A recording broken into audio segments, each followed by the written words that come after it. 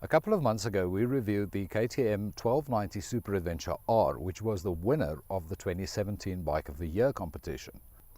In this video we look at the 1090 Adventure, which is the least expensive of KTM's adventure bike range.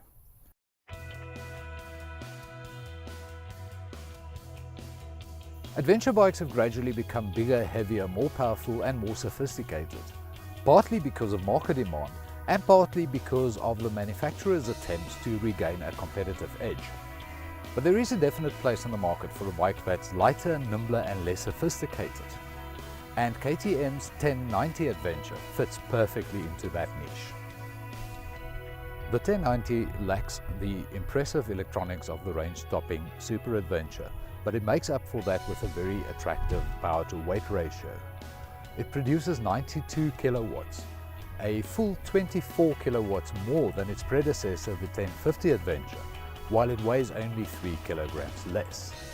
This means that while the 1090 is very similar to the 1050 on paper, on the road it's a whole different beast.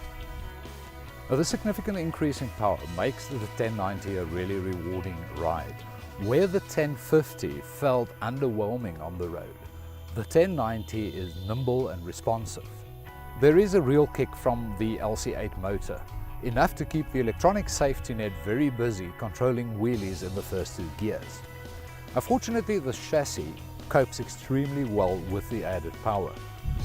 The 48mm upside-down WP shocks are not adjustable, but they didn't really present any problems during the test period. While the 1290 sports a full-color TFT screen, the 1090 takes a much more traditional approach with an analog rev counter and two monochrome LCD screens. The 1090 does boast disengageable ABS and traction control, as well as 3 riding modes: Sport, Street and Rain. An off-road riding mode is available as an optional extra, as are other off-road accessories.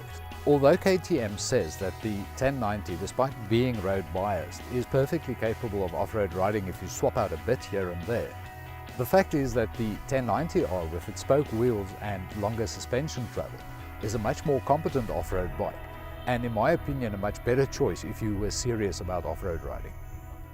I evaluated this as a road bike, seeing that many adventure bikes are actually bought predominantly for on-road riding. Kudos in this department goes to the WP suspension, which allows you to throw the bike into corners to your heart's content. It's easy to forget that you're on a lesser adventure bike because the 1090 out-accelerates pretty much anything on 4 wheels, and it eats up street corners as if to the manner born. It is definitely no sports bike, but it does leave you with the impression that it would really like to be one.